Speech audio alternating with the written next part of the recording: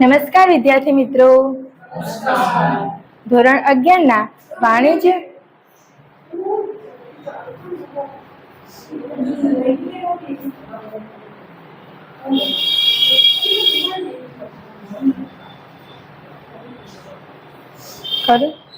નમસ્કાર વિદ્યાર્થી મિત્રો, ધોરણ 11 ના વાણિજ્ય વ્યવસ્થા અને સંચાલન વિષયના વર્ગખંડમાં આપનું સ્વાગત છે.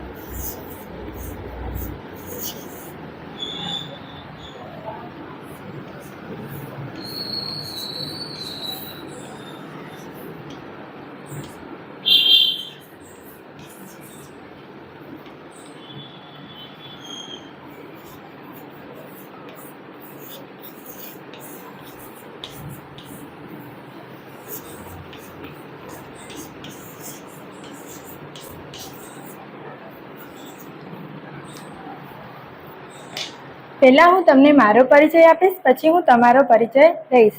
મારું નામ રાવણ નિશાબેન પ્રવીણભાઈ છે. હું સ્વામી વિવેકાનંદ સર્વોદય બેંક એજ્યુકેશન કોલેજ મહેસાણાની પ્રશિક્ષણાર્થી છું. તમારું નામ શું છે? તમે ક્યાંથી આવો છો? તમને શેનો શોખ છે? તમારું નામ શું છે? તો વિદ્યાર્થી મિત્રો, આજે આપણે વાણિજ્ય વ્યવસ્થા અને સંચાલન વિષયમાં એક મહત્વના એકમ ઇક્વિટી શેર વિશે અભ્યાસ કરીશું. કંપનીની મૂડી એટલે શેર મૂડી. કંપની તેની શેર મૂડીને જુદા જુદા ભાગમાં વિભાજિત કરે છે, જે દરેક ભાગને શેર કહે છે. શેરના બે પ્રકાર છે, એક ઇક્વિટી શેર અને બીજો પ્રેફરન્સ શેર. ઇક્વિટી શેરનો અર્થ જે શેરને ડિવિડન્ડ મેળવવાનો તથા મૂડી પરત મેળવવાનો હક સૌથી છેલ્લે મળતો હોય તેને ઇક્વિટી શેર કહે છે. એટલે કે જે શેર પ્રેફરન્સ શેર નથી તેવા શેરને ઇક્વિટી શેર કહે છે.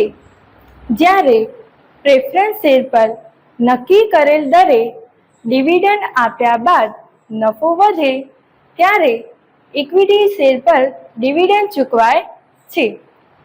જ્યારે પ્રેફરન્સ શેર મૂડીની રકમ પ્રેફરન્સ શેર હોલ્ડરોને પરત થઈ જાય ત્યારે જ ઇક્વિટી શેર મૂડીની રકમ પરત મળે છે. આમ ઇક્વિટી શેર હોલ્ડરો જ કંપનીના સાચા માલિકો ગણાય છે, કારણ કે તેઓ પ્રેફરન્સ શેર હોલ્ડરો કરતાં વધુ જોખમ ઉઠાવે છે. ઇક્વિટી શેર ધારણ કરનારને ઇક્વિટી શેર હોલ્ડર કહેવામાં આવે છે. ઇક્વિટી શેર હોલ્ડરો એ કંપનીના સાચા માલિક છે, તેથી જ કંપનીની સામાન્ય સભામાં હાજર રહેવાનો અને મત આપવાનો હક મળે છે. ઇક્વિટી શેરની લાક્ષણિકતાઓ: ઇક્વિટી શેર પર મળતા ડિવિડન્ડ અને ડિવિડન્ડનો દર અનિશ્ચિત હોય છે. આ પ્રકારના શેર હોલ્ડરોને મળતું ડિવિડન્ડ નફા સાથે સંબંધ ધરાવે છે. જ્યારે નફામાં વધઘટ થાય ત્યારે ડિવિડન્ડના દરમાં પણ વધઘટ થાય છે. જેમ કે કંપની ફડચામાં જાય કે વિસર્જન કરવામાં આવે ત્યારે મિલકતોના વેચાણથી ઉપજેલ રકમોમાંથી દેવાની ચૂકવણી કર્યા બાદ જ તેઓને મૂડી પરત મળે છે. જ્યારે કંપનીને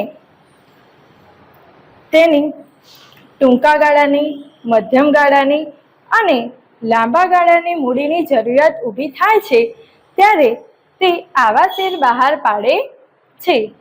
માન્ય શેર બજારમાં આ પ્રકારના શેરની નોંધણી કરવામાં આવે છે, જેથી આ પ્રકારના શેરનું ખરીદ અને વેચાણ બજાર ભાવે મુક્ત રીતે કરી શકાય છે. કંપનીના વિસર્જન વખતે પ્રેફરન્સ શેર હોલ્ડરોને મૂડી પરત કર્યા બાદ જ્યારે રકમ વધે ત્યારે આ શેર હોલ્ડરોને મૂડી પરત કરવામાં આવે છે. આ ઉપરાંત આ શેર હોલ્ડરને જુદા જુદા લાભ મળે છે, જેમ કે હકના શેર અને બોનસ શેર. હવે હું તમને કેટલાક પ્રશ્ન પૂછીશ. જેને પણ જવાબ આવડે તે પોતાનો હાથ ઊંચો કરીને પૂરા વાક્યમાં જવાબ આપવાનો પ્રયત્ન કરશે. ઇક્વિટી શેર કોને કહે છે? ફાલ્ગુની. જે શેરને ડિવિડન્ડ મેળવવાનો તથા મૂડી પરત મેળવવાનો હક સૌથી છેલ્લે મળતો હોય તેને ઇક્વિટી શેર કહે છે. સરસ. કંપનીના સાચા માલિકો કોણ છે? જમીનભાઈ. કંપનીના સાચા માલિકો ઇક્વિટી શેરહોલ્ડર છે. કયા શેર હોલ્ડરને મત આપવાનો અધિકાર છે? ફાલ્ગુની. ઇક્વિટી શેરહોલ્ડરને મત આપવાનો અધિકાર છે. સરસ. તો વિદ્યાર્થી મિત્રો, આજે આપણે શેરના પ્રકાર અને ઇક્વિટી શેર એટલે શું અને તેની લાક્ષણિકતાઓ વિશે અભ્યાસ કર્યો, જેમાં ઇક્વિટી શેર એટલે જેને ડિવિડન્ડ મેળવવાનો તથા મૂડી પરત મેળવવાનો હક સૌથી છેલ્લે મળતો હોય. સમગ્ર પાઠ દરમિયાન જે તમે મારો સાથ સહકાર આપ્યો તે બદલ તમારો આભાર.